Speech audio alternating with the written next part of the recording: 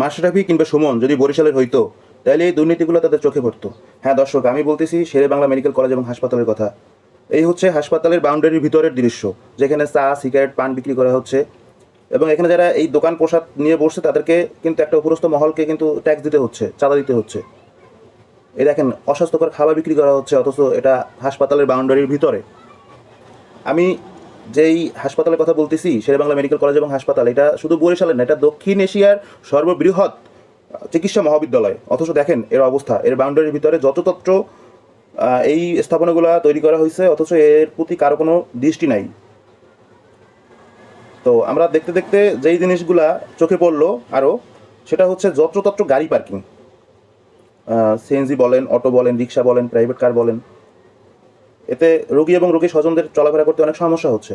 এরপরে যে জিনিসটা আমার চোখে পড়লো একটু সামনে গিয়া, সেটা হচ্ছে অ্যাম্বুলেন্স ব্যবসা। এই অ্যাম্বুলেন্স ব্যবসার সাথে বরিশালের মাথাওয়ালা লোকগুলোই জড়িত আছেন।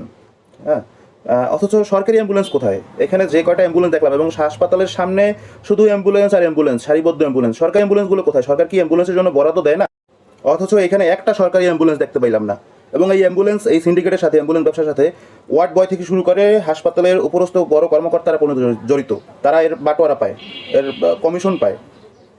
অথচ সরকারের যে বরাদ্দকৃত অ্যাম্বুলেন্স, সেই অ্যাম্বুলেন্সের কোনো দেখাই নাই, সেই অ্যাম্বুলেন্স চলতে পারে না। এবং এ ধরনের অনেক ঘটনা ঘটছে যে অ্যাম্বুলেন্স, সরকারি অ্যাম্বুলেন্স যারা চালায় তাদেরকে মারধর পর্যন্ত করা হয়েছে। এ ধরনের বিগত দিন অনেক ঘটনা ঘটছে। এখন আমরা চলে আসলাম মেডিকেলের ভিতরের দৃশ্যে।